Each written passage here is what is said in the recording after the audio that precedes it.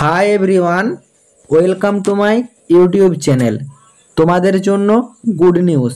Finally আরআরবির তরফ থেকে nursing superintendent সহ বিভিন্ন পদে ভ্যাকেন্সি কিন্তু রিলিজ হয়ে গেছে। এই ভ্যাকেন্সি 2025-26 সিজনের যে নিউ ভ্যাকেন্সির আপডেট, এটা তোমাদের আমি বেশ কিছুদিন আগে আপডেটটা দিয়েছিলাম যে হ্যাঁ তোমাদের ভ্যাকেন্সি আসতে চলেছে। তারই কিন্তু নোটিফিকেশান জারি হয়েছে এবং তোমাদের কিন্তু ফর্ম ফিল আপের ডেটও অ্যানাউন্স হয়ে গেছে, কবে থেকে তোমাদের ফর্ম ফিল আপ হবে। এবং তোমাদের জন্য আরেকটা গুড নিউজ, তোমাদের নার্সিং সুপারিনটেন্ডেন্টের ভ্যাকেন্সি কিন্তু ইনক্রিজ করা হয়েছে।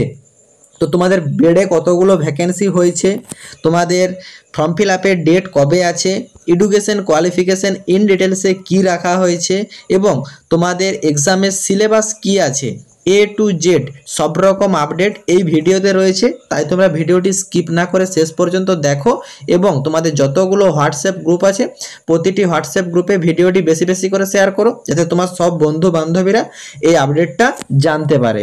যারা এখনও চ্যানেলে নতুন, এই রকম লেটেস্ট জেনুইন চাকরির আপডেট এবং ফর্ম ফিল আপের ভিডিও সবার আগে দেখার জন্য চ্যানেলটি সাবস্ক্রাইব করে সাথে থেকো এবং ভিডিওটি ইনফরমেটিভ মনে হলে একটি লাইক দিয়ে যেও।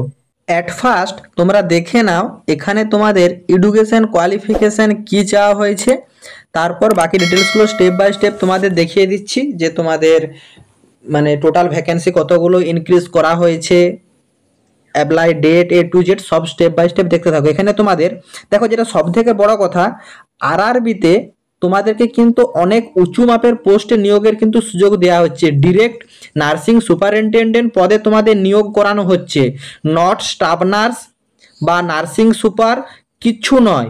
Nursing officer, direct nursing superintendent, একটা এত উঁচু মাপের পোস্টে তোমাদের কিন্তু নিয়োগের সুবিধা দিচ্ছে কিন্তু আরআরবির থেকে। সেখানে কিন্তু তোমাদের কোনোরূপ এক্সপিরিয়েন্স চাওয়া হচ্ছে না, অনলি ফর তোমরা জিএনএম হও বা বিএসসি হও বা পোস্ট বেসিস বিএসসি হও, যে কোনো ডিগ্রি তোমাদের থাকুক না কেন, স্রেফ তোমাদের যত ইয়ারের কোর্স সেই কোর্সও কমপ্লিট করে থাকতে হবে এবং তোমার যে কলেজটা সেই কলেজটা আইএনসি রেজিস্টার হতে হবে এবং তোমাদেরকে একটা ভ্যালিড রেজিস্ট্রেশন সার্টিফিকেট থাকতে হবে অ্যানি স্টেটের। সেটা কেএনসি হতে পারে, সেটা ডব্লিউবিএনসি হতে পারে, সেটা অন্ধ্রপ্রদেশ নার্সিং কাউন্সিলিং হতে পারে, সেটা তোমাদের উড়িষ্যা নার্সিং কাউন্সিলিং হতে পারে, সেটা মধ্যপ্রদেশ নার্সিং কাউন্সিলিং হতে পারে। যে কোনো স্টেটের তোমাদের একটা রেজিস্ট্রেশন ভ্যালিড থাকলেই তোমরা নার্সিং সুপারিনটেন্ডেন্ট পদের মতো একটা এত বড় মাপের পদে কিন্তু তোমরা ফর্মটি অ্যাপ্লাই করতে পারবে কোনোরূপ এক্সপিরিয়েন্স ছাড়া, সম্পূর্ণ ফ্রেশার্স ক্যান্ডিডেটরা। এটা কিন্তু তোমাদের এখানে একটা বিগ অপরচুনিটি, তোমরা কিন্তু এই সুযোগটা মিস করো না, তোমরা কিন্তু পড়াশোনা অলরেডি শুরু করে দাও। তারপর দেখতে পাচ্ছ যে তোমাদের ডায়ালিসিস টেকনিশিয়ান পদের জন্য তোমাদের ভ্যাকেন্সি রিলিজ করা হচ্ছে। এখানে তোমাদের বিএসসি এবং ডিপ্লোমা ইন হেমাটোডায়ালিসিস থাকলে তোমরা এই ফর্মটির জন্য অ্যাপ্লিকেবল। এখানে কিন্তু তোমাদের 2 ইয়ারের এক্সপিরিয়েন্স চাওয়া হয়েছে, তাহলে তোমরা রিলেটিভ ফিল্ডের জন্য অ্যাপ্লিকেবল। এবং তোমাদের এখানে health and malaria inspector grade 3 পদে তোমাদের নিয়োগের বিজ্ঞপ্তি রিলিজ করা হয়েছে। এখানে তোমাদের বিএসসি অনার্স পড়া থাকতে হবে কেমিস্ট্রির উপর, যেটা তোমাদের মেন সাবজেক্ট বা অপশনাল সাবজেক্ট হিসাবে থাকলেও হবে, কিন্তু বিএসসি কেমিস্ট্রি অনার্স চাই। এবং 1 ইয়ারের diploma of health sanitary inspector পদে তোমাদের কাজের কিন্তু এখানে অভিজ্ঞতার প্রয়োজন আছে। এবং তোমাদের দেখতেই পাচ্ছ ফার্মাসিস্ট পদে তোমাদের নিয়োগের বিজ্ঞপ্তি রিলিজ করা হয়েছে। ফার্মাসিস্ট পদের জন্য কিন্তু ভ্যাকেন্সি ইনক্রিজ করা হয়েছে, সেটা আমি তোমাদের ইন ডিটেলসে দেখিয়ে দিচ্ছি। এখানে তোমাদের 12 পাস সায়েন্স ব্যাকগ্রাউন্ড থেকে হয়ে থাকতে হবে এবং তোমাদের ডিপ্লোমা ইন ফার্মেসি পড়া থাকলে তোমরা এই ফর্মটির জন্য অ্যাপ্লিকেবল, বা ব্যাচেলার ডিগ্রি অফ ফার্মেসি পড়া থাকলেও তোমরা এই ফর্মটির জন্য অ্যাপ্লিকেবল। এখানে তোমাদের কোনোরূপ এক্সপিরিয়েন্সের প্রয়োজন নেই, সম্পূর্ণ ফ্রেশার্স ক্যান্ডিডেটরা কিন্তু ফার্মাসিস্ট পদের জন্য অ্যাপ্লিকেবল। তারপর তোমরা দেখতেই পাচ্ছ যে রেডিওগ্রাফার এক্স রে টেকনিশিয়ান পদে তোমাদের ভ্যাকেন্সি রিলিজ করা হয়েছে। এখানেও তোমাদের উচ্চ মাধ্যমিক পাস থাকতে হবে এবং উচ্চ মাধ্যমিক পাশে তোমাদের ফিজিক্স এবং কেমিস্ট্রি এই দুটো সাবজেক্ট থাকতে হবে এবং তোমাদের ডিপ্লোমা ইন রেডিওগ্রাফি বা এক্স রে রেডিওগ্রাফি এইসব পদে তোমাদের কিন্তু 2 বছরের কোর্স কমপ্লিট থাকতে হবে, তাহলে তোমরা এই ফর্মটির জন্য অ্যাপ্লিকেবল। এখানে তোমাদের কোনোরূপ এক্সপিরিয়েন্সের প্রয়োজন নেই, সম্পূর্ণ ফ্রেশ ক্যান্ডিডেট এই ফর্মটির জন্য অ্যাপ্লিকেবল। তারপর দেখতেই পাচ্ছ যে ইসিজি টেকনিশিয়ান পদে তোমাদের ভ্যাকেন্সি রিলিজ করা হয়েছে। এখানেও তোমাদের 12 পাস থাকতে হবে অথবা গ্র্যাজুয়েশন ইন সায়েন্স সার্টিফিকেট থাকতে হবে এবং তোমাদের ডিগ্রি ইন ইসিজি ল্যাবরেটরি মানে তোমাদের ডিপ্লোমা ডিগ্রি যে কোনো ইসিজি ল্যাবরেটরি টেকনোলজির উপর তোমাদের কোর্স কমপ্লিট হয়ে থাকলে তোমরা এই ফর্মটির জন্য অ্যাপ্লিকেবল। সম্পূর্ণ ফ্রেশ ক্যান্ডিডেট এই ফর্মটি অ্যাপ্লাই করতে পারবে। তারপর দেখতেই পাচ্ছ যে তোমাদের কিন্তু ল্যাবরেটরি অ্যাসিস্ট্যান্ট গ্রেড 2 পদে তোমাদের ভ্যাকেন্সি রিলিজ করা হয়েছে। এখানে তোমাদের উচ্চ মাধ্যমিক পাস থাকতে হবে সায়েন্স থেকে। তারপর তোমাদের ডিএমএলটি বা বিএমএলটি ডিগ্রি থাকলে তোমরা এই সব ফর্মগুলির জন্য অ্যাপ্লিকেবল। আমাকে অনেক রিকোয়েস্ট করছিল যে দাদা ল্যাবরেটরি অ্যাসিস্ট্যান্ট পদের জন্য পার্মানেন্ট ভ্যাকেন্সি, তাদের জন্য এটা কিন্তু সুবর্ণ সুযোগ। দেখো আমাদেরকে যে 7 টাইপের পদের ভ্যাকেন্সি দেখালাম আরআরবির তরফ থেকে, এই সব ফর্মগুলি ফিল আপ করার জন্য তোমাদের কিন্তু এক্সামিনেশন ফিস পে করতে হচ্ছে।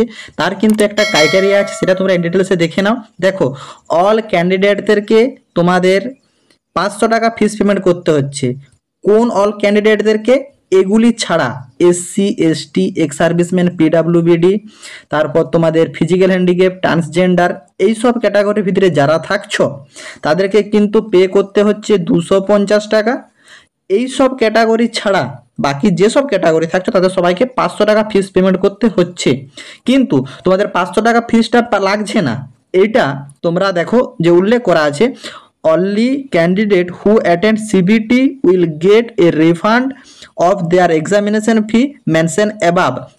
তোমাদেরকে যাদেরকে 500 টাকা ফিস পে করতে হচ্ছে তারা যদি সিবিটি এক্সাম অ্যাটেন্ড করো তাহলে তোমাদের রেজাল্ট ডিক্লেয়ার হওয়ার পর তোমাদের কিন্তু 400 টাকা রিফান্ড হয়ে যাচ্ছে, মানে তোমাদের ফর্ম ফিল আপ করার জন্য 100 টাকা পে করতে হচ্ছে।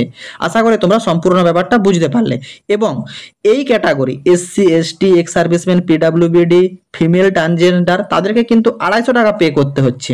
তাদেরও কিন্তু সেম কন্ডিশন, তারা যদি সিবিটি এক্সাম অ্যাটেন্ড করে তাহলে রেজাল্ট ডিক্লেয়ার হওয়ার পর তাদের কিন্তু 250 টাকাই ব্যাক হয়ে যাচ্ছে, মানে তাদেরকে কিন্তু কোনোরূপ ফিস পে করতে হচ্ছে না।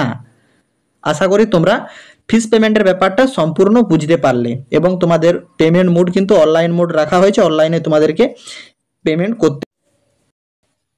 আমাকে কিছু ক্যান্ডিডেট কমেন্ট করেছিল যে দাদা একটা ফর্ম ফিল আপ করেছে যে ফর্ম ফিল আপ ভুল হয়ে গেছে, তার কি এডিটের কোনো ডেট দেওয়া হবে কি না।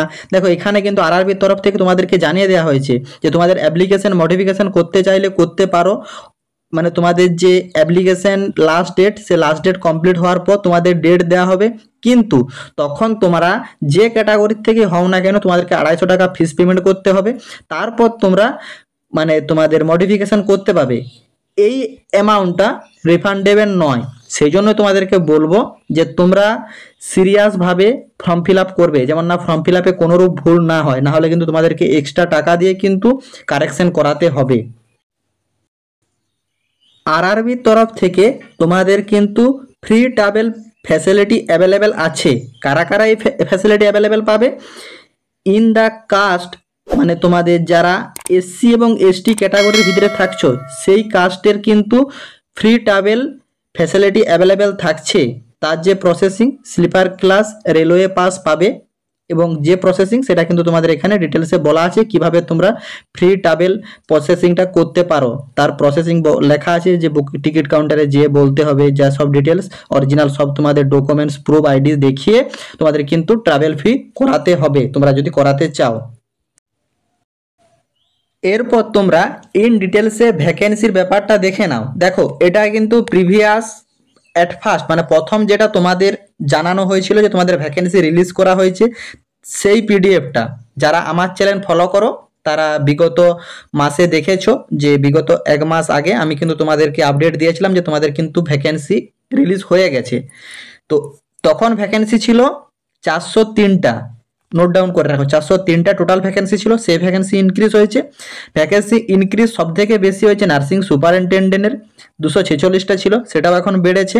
তারপর ফার্মাসিস্টের ছিল 100টা, সেটাও কিন্তু ইনক্রিজ করা হয়েছে। এখন ইনক্রিজ হয়ে কত হয়েছে সেটা তোমরা দেখতে দেখো। টোটাল ভ্যাকেন্সি 434টা হয়ে গেছে, বেড়েছে তোমাদের নার্সিং সুপারিনটেন্ডেন্টের কিন্তু 272টা হয়েছে এবং তোমরা ফার্মাসিস্টে দেখতে পাচ্ছ 100 ছিল 105টা হয়েছে। যেটা আমার ক্যালকুলেশন বলছে এই ভ্যাকেন্সিটা আরও ইনক্রিজ করা হবে তোমাদের যখন লং নোটিফিকেশন রিলিজ হবে। অ্যাপ্লিকেশন ডেটের আগে, তোমাদের যেদিন থেকে অ্যাপ্লিকেশন শুরু হবে তার আগে কিন্তু একটা লং নোটিফিকেশন প্রকাশ করা হবে। দেখো, শর্ট নোটিফিকেশন এবং লং নোটিফিকেশনের মধ্যে পার্থক্য কী থাকে, এখানে তোমাদের সব ডিটেলসটাই দেওয়া থাকছে, বাদ থাকছে শুধু এটাই যে টোটাল যে ভ্যাকেন্সিগুলো থাকছে এই ভ্যাকেন্সিগুলোর ভিতরে জেনারেলরা কত ভাগ পাচ্ছে, এসসিরা কত ভাগ পাচ্ছে, এসটিরা কত ভাগ পাচ্ছে, ওবিসিরা কত ভাগ পাচ্ছে। এই যে ভাগটা, এই ভাগটা অনলি ফর তোমাদের লং নোটিফিকেশনে প্রকাশ করা হয়। মানে তোমাদের টোটাল ভ্যাকেন্সি জারি হয়ে গেছে যে এই ভ্যাকেন্সি থাকবে, এটা কিন্তু আরও ইনক্রিজ হবে আরআরবির থেকে। মানে ভ্যাকেন্সি অনেকটাই এখনও আছে, যেটা তোমাদের খবর পেয়েছি যে ভ্যাকেন্সি এখন অনেকটাই আছে, এটা আরও বাড়বে। সেটা তোমরা লং নোটিফিকেশন প্রকাশ হওয়ার পর তোমরা জানবে। এবং তোমরা জানো যে অনলাইন জব আপডেট তোমাদেরকে সবসময় জেনুইন আপডেটটি প্রোভাইড করে থাকে। এবং তোমরা দেখতেই পাচ্ছ যে তোমাদের যে প্যারামেডিক্যাল ক্যাটাগরির ভ্যাকেন্সি রিলিজ করা হয়েছে আরআরবির তরফ থেকে, তোমাদের নোটিফিকেশন নাম্বারটা দেখতে পাচ্ছ 03/2025 এবং এখানে তোমাদের opening date for application 9 August 2025 থেকে তোমাদের ফর্ম ফিল আপ শুরু হচ্ছে এবং ক্লোজিং ডেট 8 সেপ্টেম্বর 2025 রাত 12টা পর্যন্ত তোমরা কিন্তু ফর্মটি ফিল করতে পারবে। তো এখানে তোমাদের যারা যারা সিলেবাস রিলেটেড ভিডিওটি দেখতে চাও তারা ভিডিওটি কমেন্ট বক্সে কমেন্ট করে রাখবে যে দাদা সিলেবাস রিলেটেড ভিডিও প্রোভাইড করার জন্য। আমি তোমাদের সিলেবাস রিলেটেড ভিডিও প্রোভাইড করে দেব। এবং এখানে তোমরা দেখতেই পাচ্ছ তোমাদের কিন্তু একটি শর্ট নোটিফিকেশন এখানে রিলিজ করা হয়েছে। তোমাদের সব জোনে ভ্যাকেন্সি আছে এবং কবে থেকে অনলাইন তোমাদের অ্যাপ্লিকেশন হবে সব ডিটেলস কিন্তু এখানে প্রোভাইড করা আছে। দেখো, তোমাদেরকে আমি কিছুদিন আগে জানিয়েছিলাম যে আরআরবির থেকে তোমাদের কিন্তু ফর্ম ফিল আপ শুরু হয়ে যাবে, তোমরা আধার অথেন্টিকেশনটা করিয়ে রাখো। দেখো, সেই নোটিফিকেশনটাও কিন্তু এখানে প্রোভাইড করা আছে। ক্যান্ডিডেটকে স্ট্রংলি অ্যাডভাইস করা হচ্ছে যে আধার অথেন্টিকেশন তোমরা করে রাখো, নাহলে কিন্তু ফর্ম ফিল আপের সময় সমস্যা হতে পারে। ফিঙ্গারপ্রিন্টে বলো, বায়োমেট্রিক বলো, ওটিপিতে বলো, সবে কিন্তু সমস্যা তোমাদের হতে পারে। এটা কিন্তু তোমাদেরকে ইনফর্ম করা হয়েছে।